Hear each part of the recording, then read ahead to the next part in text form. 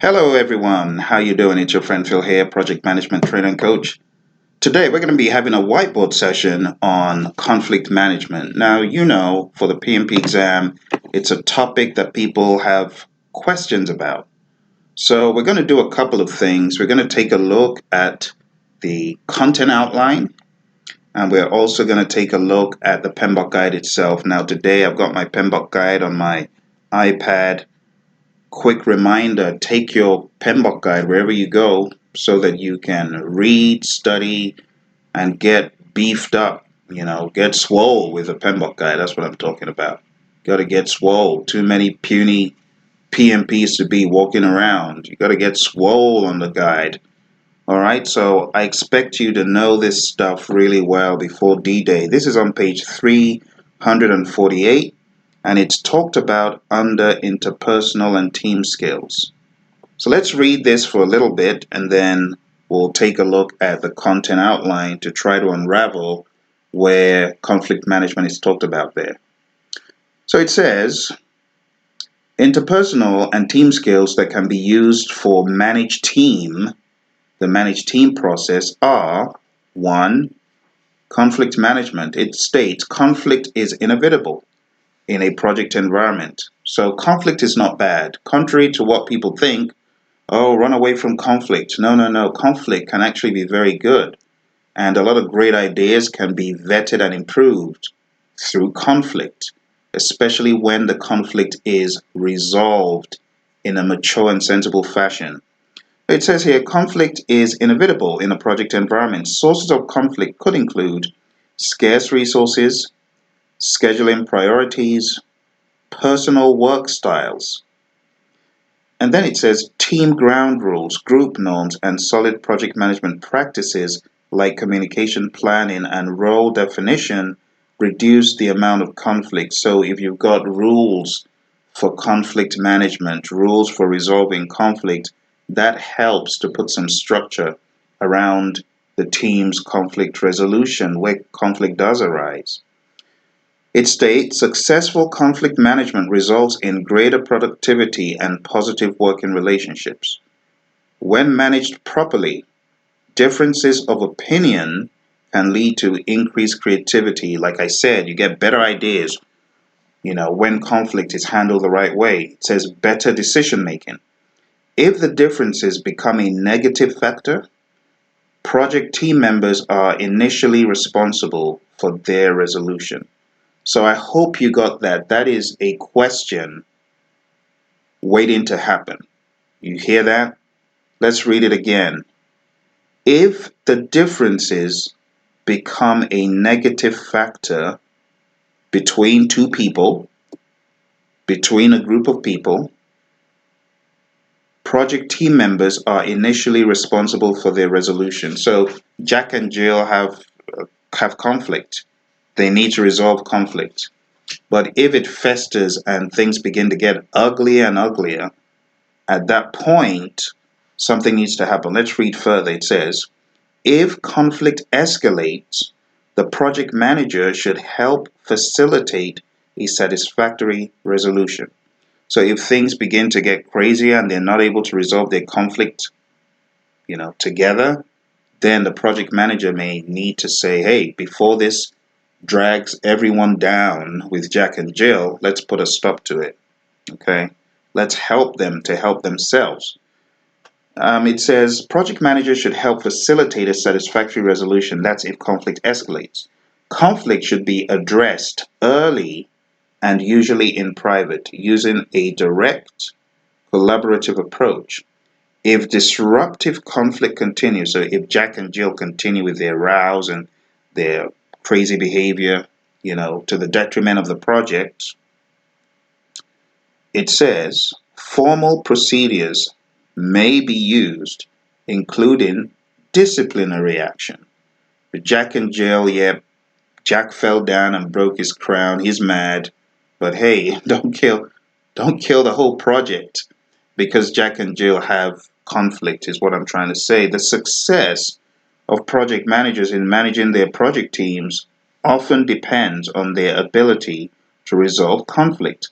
So success on a project is proportional to how well one is able to solve conflict as a project manager. That's why it's very important. Different project managers may use different conflict resolution methods.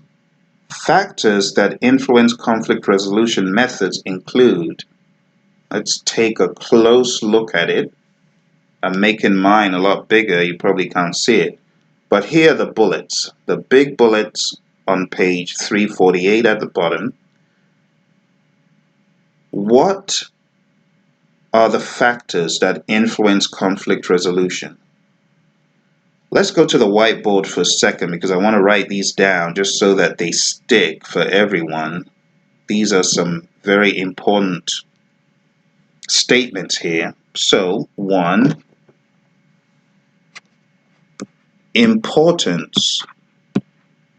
How important is it? Importance and intensity. How important is the conflict and how intense? Is it raging? Is it crazy? Is it, hey, if the conflict isn't resolved today, tomorrow is going to be worse, or tomorrow people are going to be clueless, or the project is definitely going to the dogs, you see. So that's the first bullet there to be aware of. These are the things that trigger the urgency and the approach to resolving conflict, okay? Next one here is time pressure, okay?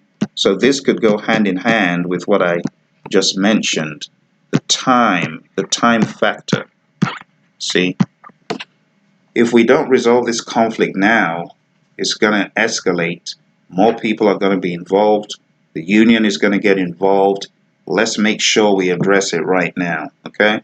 Next one here is relative power of people involved in the conflict.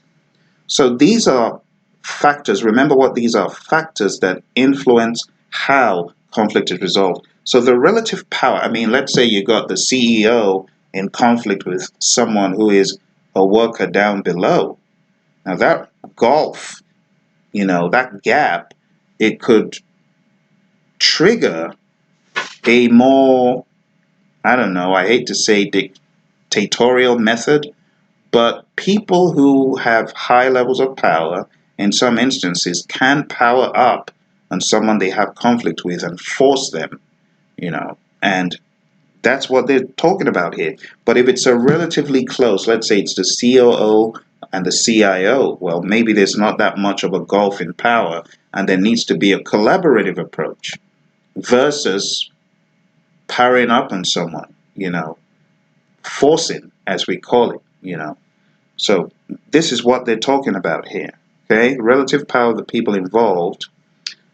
The fourth one here is the importance of maintaining a good relationship. So think about it.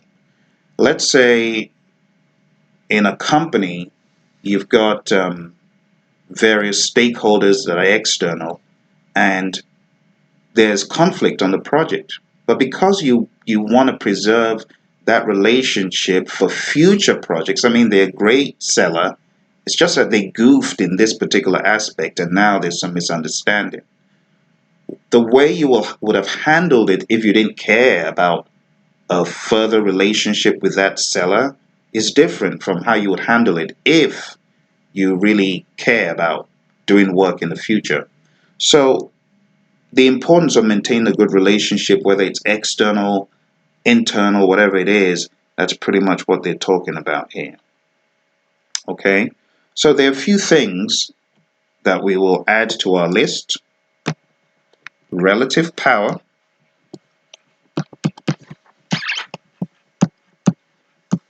and for the reason of relationship. We want to preserve that relationship. See, that is another big factor. All right. The last one on the page is the motivation to resolve conflict on a long-term or short-term basis. So in general, what motivates you to resolve conflict? What motivates you to resolve conflict could differ from person to person. But whatever those motivators are, how strong are they?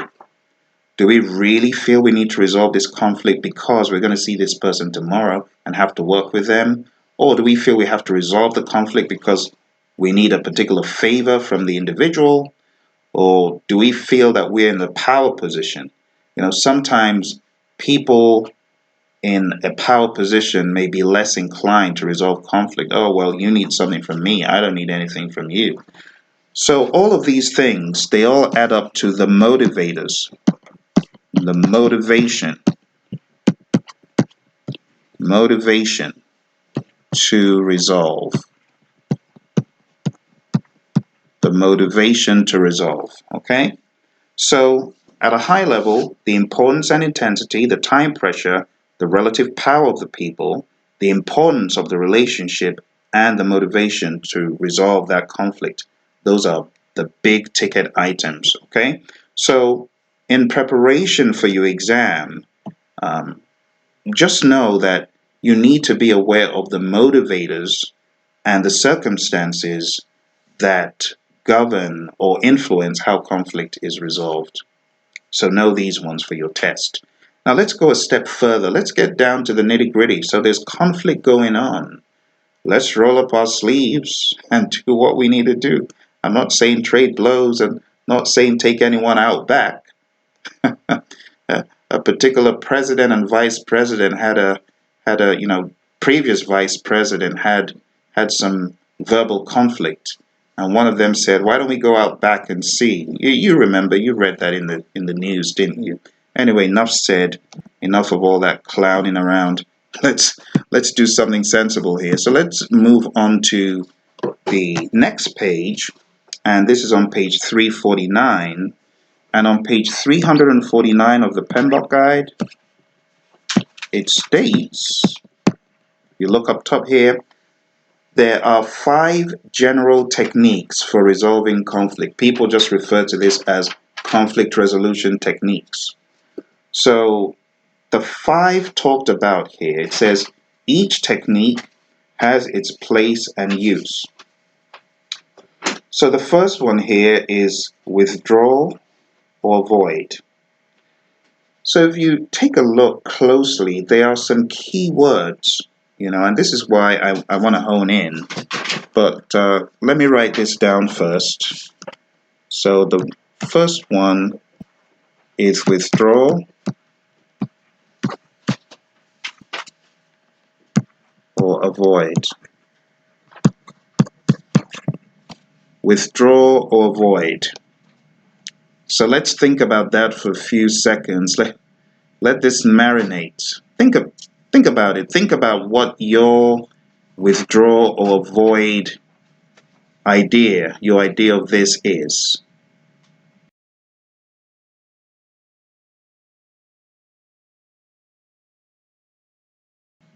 So to withdraw could mean to remove oneself from. To avoid could mean running away from. You see, think of it in this way. You could withdraw from a conflict of interest situation, right? It means you're already in it. Or you could avoid a conflict of interest situation. The same token, you can withdraw from conflict itself, or you could just avoid altogether, you see. So when I hear the word withdraw, possible that you are already in it, trying to, resolve the conflict. But when you hear avoid, it could mean something totally different, So let's read what the PMI has to say here. It says, retreating from an actual or potential conflict situation. Retreating. So if you're retreating from a conflict situation, let's read it very carefully though. It's not a conflict situation. It's retreating from an actual, you see that? That is withdrawal. or potential. Aha. Now we're talking about avoid. Do you see that? So if you are in an actual conflict situation and you're backpedaling out of it, withdraw. If you see conflict coming, there's potential for it to happen, you could choose to avoid and not to engage. And if you don't engage, you aren't in conflict. You see what I'm saying? So it is important to break this down so that a clear picture is painted in your mind as far as what exactly this is. See that? So, retreating from an actual or potential conflict situation. Now, watch this. Postponing the issue to be better prepared. So, you could see conflict coming and you could say, I'm not going to engage with Jill today. I'm not prepared. You could avoid, I'm not going to engage today, but guess what? I'm going to come back with a boatload of backup. And I'm going to come back with people, greater clout in the organization, facts and figures, and then I'm going to engage again. You see, or then I'm actually going to engage. So, retreating from an actual or potential conflict situation, postponing the issue to be better prepared to be resolved by others. So, you could find yourself in the middle of conflict and withdraw to come back, or you could see conflict coming and you just take the high road and say, not today, but you really know what you're going to do, you see. So withdraw or avoid is just that, okay? Retreating from an actual or potential conflict situation, whether you want to postpone the issue to be better prepared, or you just feel it's not worth it. You know, there's some conflict scenarios that have cost people their lives. You know this. Talk about road rage. That's conflict. Now, if you choose not to engage, you de-escalate. But if you do choose to engage, and there's trouble, like some nutcases that actually pursue people that they feel cut them off, only for them to be on the receiving end of some lead. You know what I mean? So sometimes withdrawal or avoiding is the sensible thing to do. You know, there's a saying that goes, he who fights and runs away lives to fight another day, or something like that. You know, the people who have engaged in the wrong conflict in the wrong manner, some of them they're no more. You know what I'm talking about. All right, so that's withdraw, avoid. Enough of that. Now, on the exam, if you're given questions that paint a picture or scenario of someone not wanting to engage, someone running away, that is withdraw or avoid. Okay? Withdraw or avoid is a retreat. It's not a surrender, though. You see, there's a difference. You're not saying, I surrender, I give up, you win. No, no, no, no, no. You're saying, I'm not going to engage. I'm out, you know. So there's a difference there, okay? So that's withdraw or avoid. I hope that gave you some greater depth in thinking, because you really got to think these things through and mull over them for them to stick in your head. All right. Second one here, it is smooth or accommodate. So let's talk about this. Let's read what the PMI say here. It states, emphasizing areas of agreement rather than areas of difference, conceding one's position to the needs of others to maintain harmony and relationships. Now I'm going to show you some key words that will distinguish this from any other one. Watch this. Take it. I concede. I give you my position to use as you will. I give up my position to you. You relinquish your position in order to maintain some sort of harmony or peace. Let's read it again. It says, emphasizing areas of agreement rather than areas of difference, conceding one's position to the needs of others to maintain harmony and relationships. Oh, Jill needs the pail of water. Yeah, she can have it. What about you? What do you need? No, don't worry about me. I just maintain the peace. So you're accommodating that person's needs, but you're also conceding your position. You're conceding your standpoint. See, you're giving it up. In this instance, it's almost as though you're losing your right to maintain your interests are upheld. You see that? So it's definitely not a win-win. Emphasizing areas of agreement rather than areas of difference, conceding one's position to the needs of others to maintain harmony and relationships. Yeah, for the sake of the relationship, I'm just going to go ahead and let Company X have their way in this. Okay, so that is smoothing over it. You're basically glazing over what you want and giving someone else your power position. Because in a conflict situation, it's a 50-50. They've got power. Now, if you decide to give your power over to them, they didn't bully you. You decided. So this is not forcing you. You conceded. You gave it up. You did. All right? So that's number 2. The third one here is often confused with smooth. And this one is compromise. Compromise, reconcile.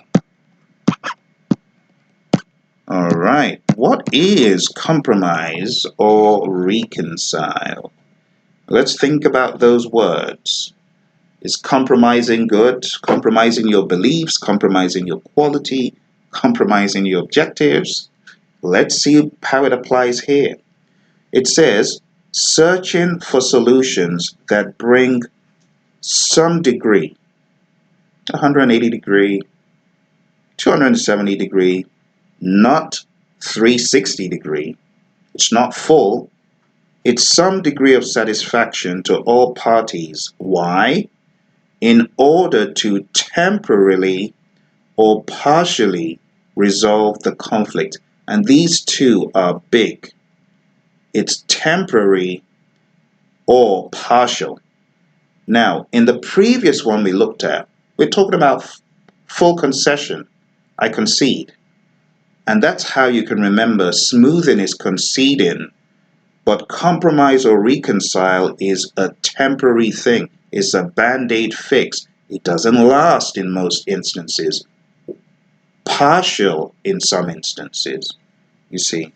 So it states, searching for solutions that bring some degree of satisfaction to all parties in order to temporarily or partially resolve the conflict. This approach occasionally results in a lose-lose situation. So it could be a win-lose in some instances. It could be a lose-lose. Maybe the conflict resolution on side of Party X, they feel we won. But on the side of Party Y, they feel, oh, this wasn't as good as we would have wanted it to be. So when it comes to these two, smoothing and compromise, you want to tie those key words. Smoothing is tied to conceding. Compromise is tied to temporary and partial. Okay? So keep that in mind. That's the third one. Let's go on to number 4. The fourth one here is the force one. The fourth one is force. Force / direct. Now, this is not a very good approach, but in some circumstances, you gotta use it. You gotta use it. Some circumstances, you gotta use the force method. Okay, not in all, but in some. So why don't we take a look here and see what it says on page 349. So let's read it. Pushing one's viewpoint at the expense of others. Basically ramming your idea or your resolution strategy down someone else's throat without giving them a chance. And it says, pushing one's viewpoint at the expense of others. This is my view. It's this or nothing. All right? Offering only win-lose solutions, usually enforced through a power position. I'm the boss, so do what I'm telling you to do. See? But watch this. It's not always a bad approach because it says, usually enforced through a power position to resolve an emergency. So if it is very, very urgent that we get this resolved as quickly as possible, the CEO could step in and say, this is what we're going to do. We're going with Phil's idea. We're going with Phil's recommendation. We're going with Phil's process, not the process you're recommending. We've got a time crunch.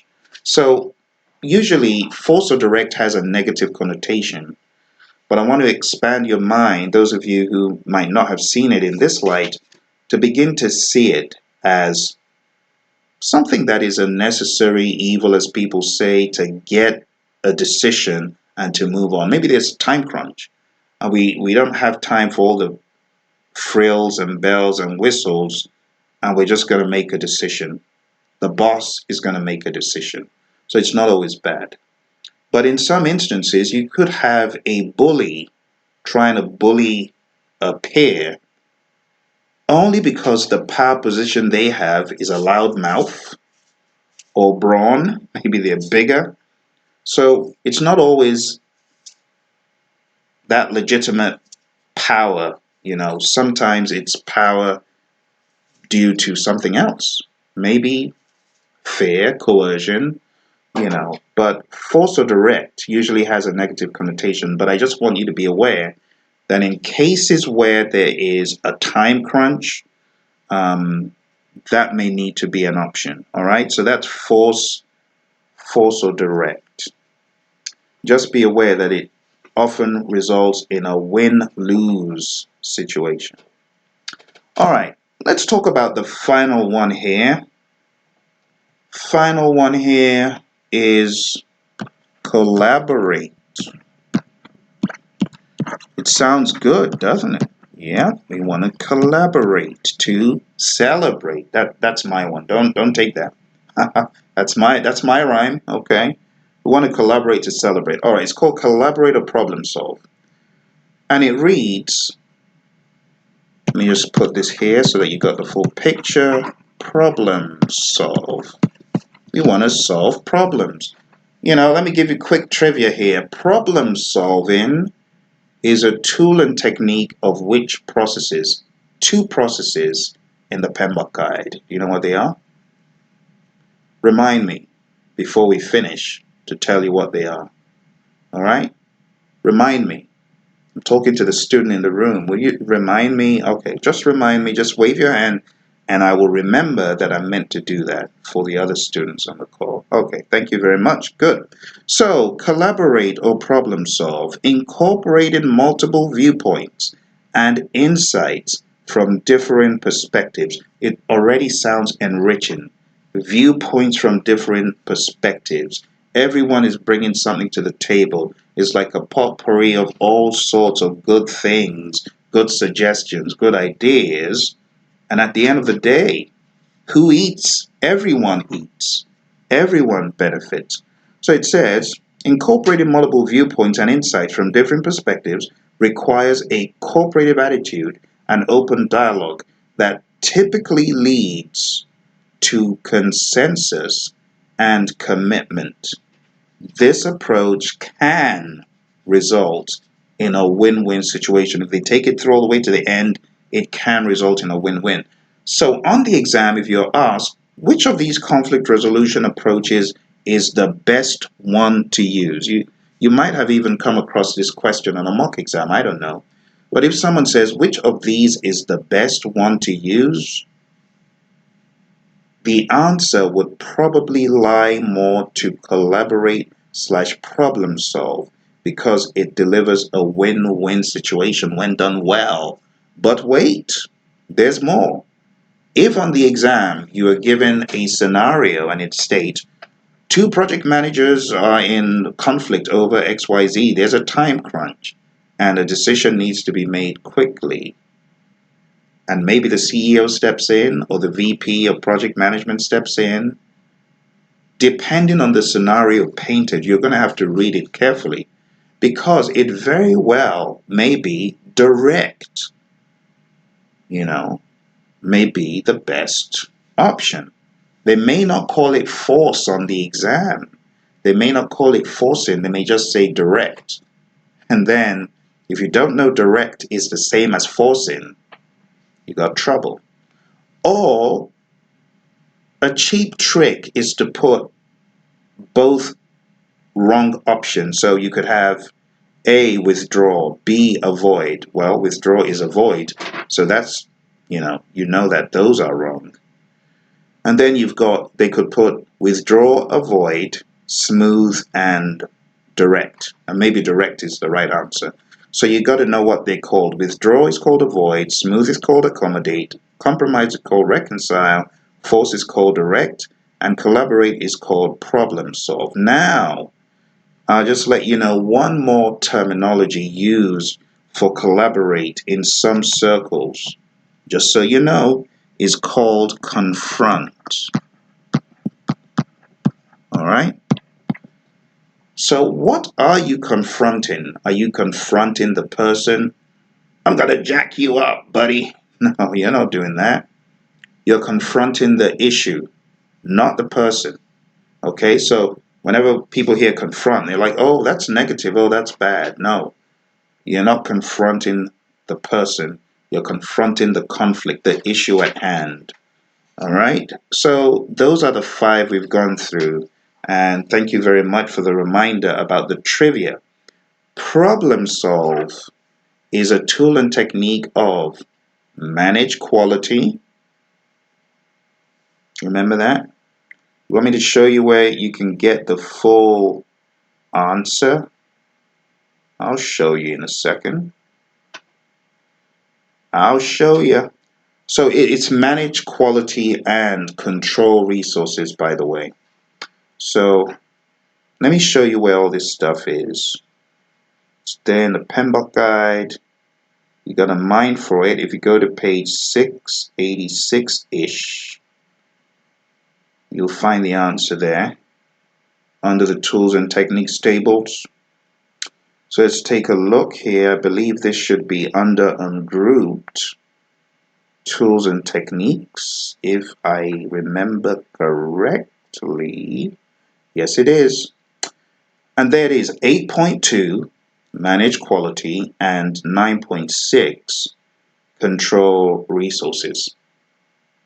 Because you're trying to resolve problems regarding process flows, and you're also in resources trying to resolve any conflict issues.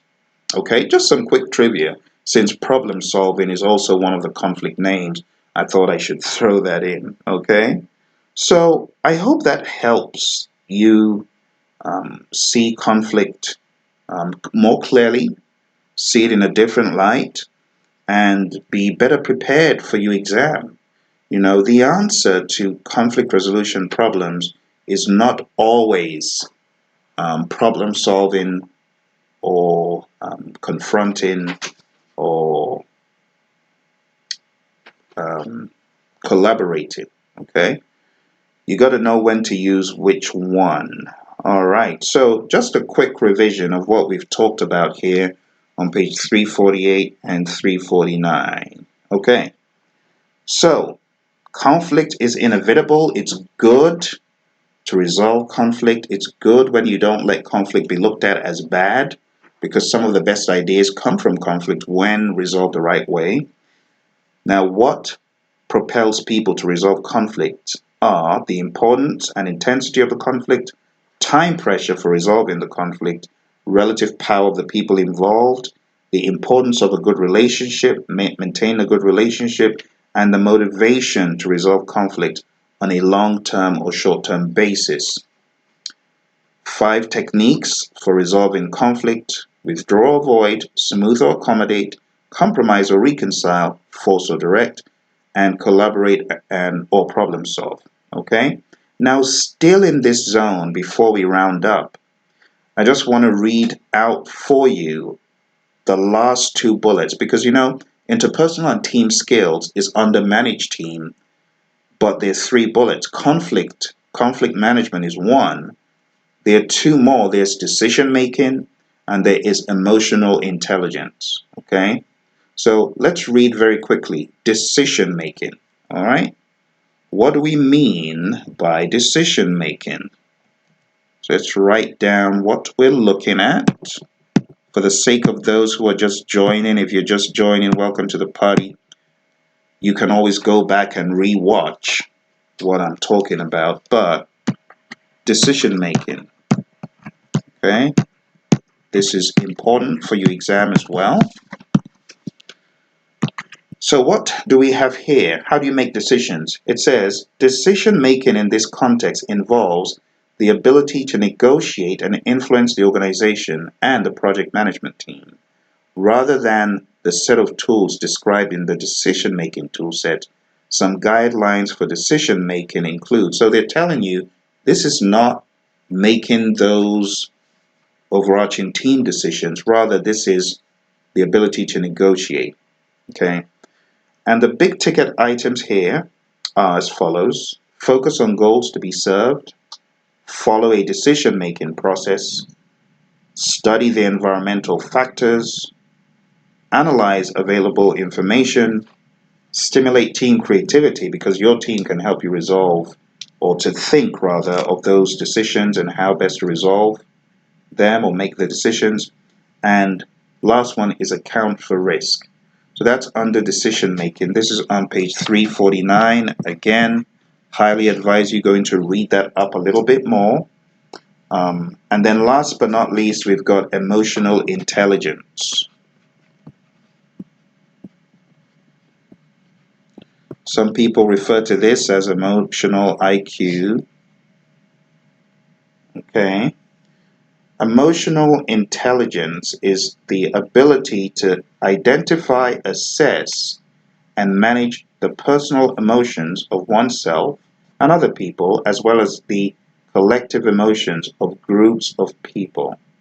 The team can use emotional intelligence to reduce tension and increase cooperation by identifying, assessing, and controlling the sentiments of the project team members, anticipating their actions, acknowledging their concerns, and following up on their issues. Again, page 349. So what is this? What does this tell us here? This tells us that we need to be aware of other people in the project team, or as the project manager, we need to know what people's hot buttons are. Some people, you press a hot button and they're just going to go off. They're going to flip. You should know what those triggers are. Know what those trigger points are. You don't want to press the wrong button. But in the same token, you want to do things that fosters unity, brings positive energy, that evokes a positive response. Okay? That's what you want to do. And that's why emotional intelligence is one of those abilities that makes great project management. You got the high emotional IQ, you're aware of your surroundings, people in your surrounding, how they feel, how you feel, you're able to manage your emotions. You bring your A game emotion-wise. Great recipe for project management. I was in a company once The program manager got so mad he took a glass container and flung it on the wall with all his might, and he was mad about a stakeholder. But was that the way to behave? Poor emotional IQ. Just awful. And that sent the team into a downward spiral, and then we're going into damage control, trying to help the team to have their spirits raised for the project. That's no good. So what this is saying, it says manage the personal emotions of oneself, whatever they are, you know, and other people, as well as the collective emotions of groups of people. You got to know how to manage, and the more you work with teams, the more you're aware. But even for teams you're not familiar with, you need to be able to walk into a place, very quickly size things up, take a look at body language, listen to tone of voice, be aware of those nonverbal cues, and you know exactly what to do. All right, so that's it, folks. We've taken a look at quite a lot of stuff today. And I hope that is going to help you as you prepare for your exam, make you feel more confident going in, knowing about all of these conflict resolution motivators, understanding conflict resolution, and so on. I hope this is really going to help you. Now, to tie this up, there's one more topic that we will talk about on another occasion.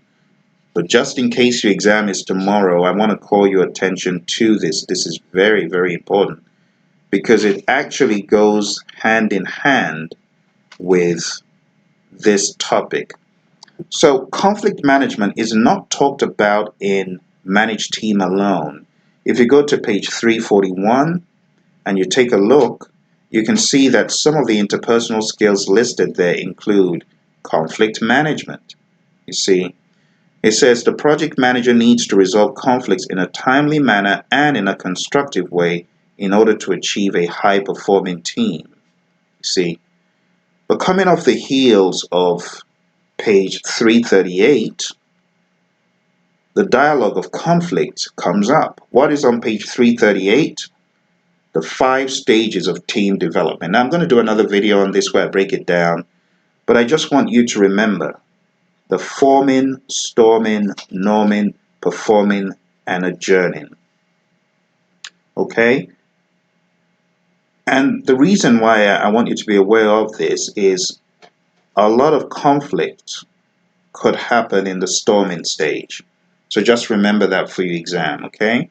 A lot of the conflict on projects could happen in the storming. It could happen anywhere, but storming is definitely a fire bed for that kind of thing.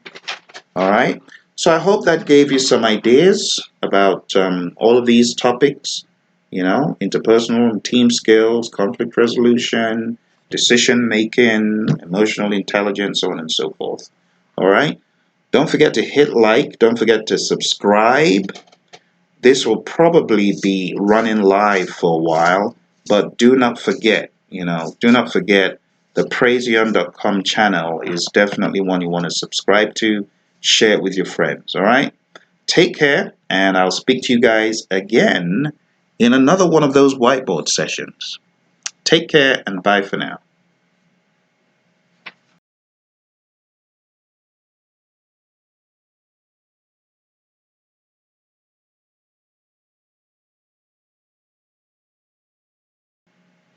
Are you still there? We're done. See you later, Gator.